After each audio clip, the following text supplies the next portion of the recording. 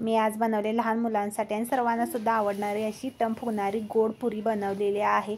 साधी सोपी रेसिपी आहे आणि कशी बनवले ते लास्टपर्यंत व्हिडिओ बघा आणि मस्त अशा फुगतात सुद्धा। एकदम कमी साहित्यात ही रेसिपी होणारी आहे। तर मी त्यासाठी मैदा घेतलेला आहे।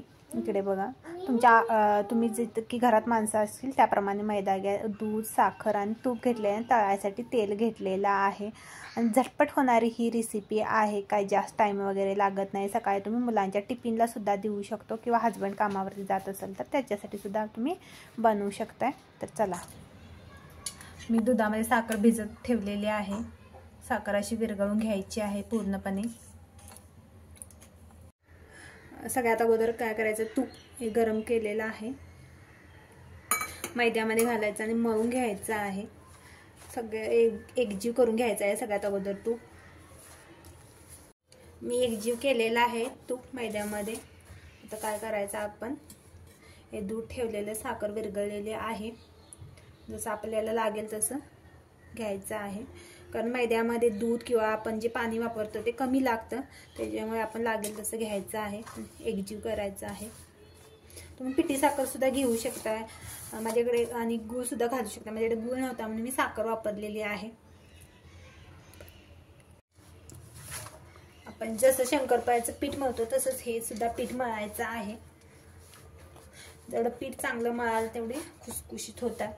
पूर्वी तर करंजीचं किंवा पुरणपोळीचं जेव्हा पीठ करायचं म्हणजे असं हे आटा, तेव्हा चेचायचं। आजकाल कोणी चेचत वगैरे काय नाही, परंतु आजकाल मळतातच।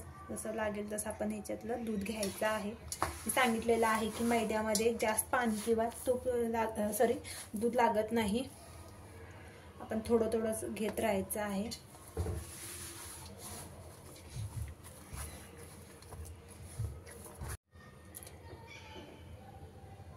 इकडे बघा, मी असं पीठ मळून ठेवलेलं आहे। जास्त पातळ सुद्धा नाही, जास्त घट्ट सुद्धा नाही, असं आपण पीठ मळून ठेवायचं आहे एक 10 मिनिटं।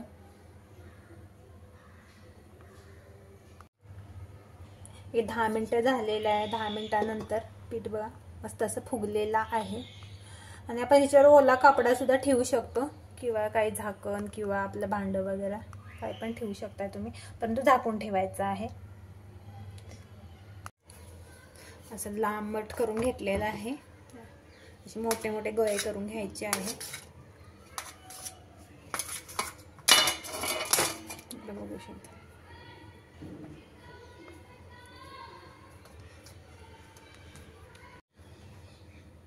असं गोळा करून घ्यायचा आहे आणि आपण लाटून घ्यायचं आहे। मी काय नाही, खालती पीठ वगैरे काय नाही टाकलं,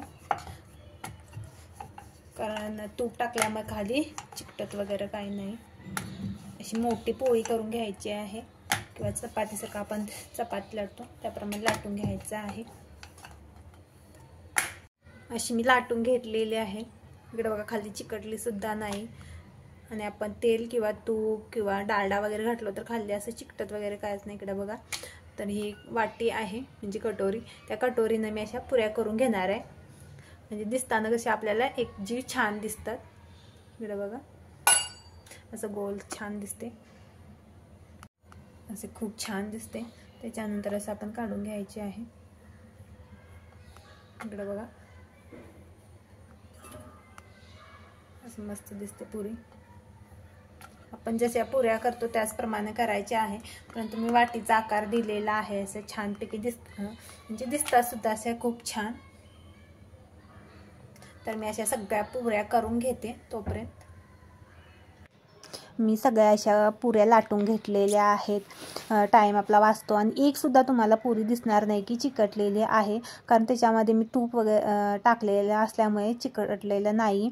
आणि अशा सगळ्या लाटून घेतलेल्या आहेत, कारण माझ्याकडे पिऊ लहान असल्यामुळे मला गडबडीत असं व्हिडिओ वगैरे करावा लागतो, त्याच्यासाठी मी सगळ्या आधी लाटून घेतलेल्या आहेत मस्तपैकी पुऱ्या। इकडे बघा,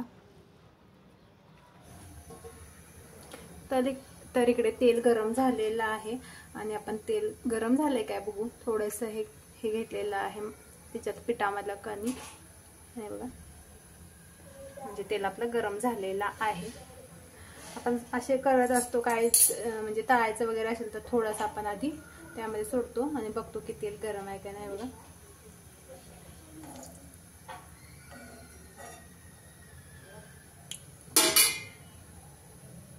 चला आपण सोडूया की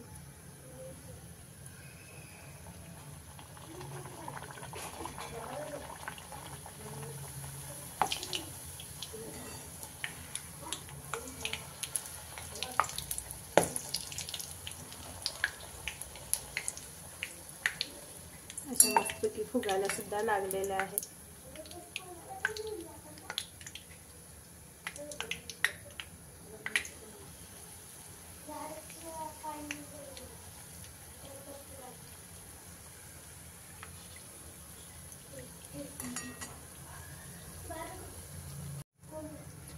मस्तपैकी अशी झालेली आहे तयार.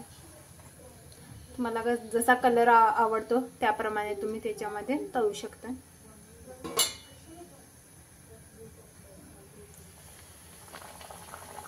तर सगळ्या अशा मी तळून घेते पुऱ्या. तर मी सगळ्या अशा पुऱ्या तळून घेतलेल्या आहेत आणि मस्त अशा सगळ्या फुगलेल्या सुद्धा आहेत. आणि आपण ह्या चहा सोबत सुद्धा खाऊ शकतो किंवा प्रवासाला सुद्धा घेऊन जाऊ शकतो आणि लहान मुलांच्या टिफिनला सुद्धा देऊ शकतो.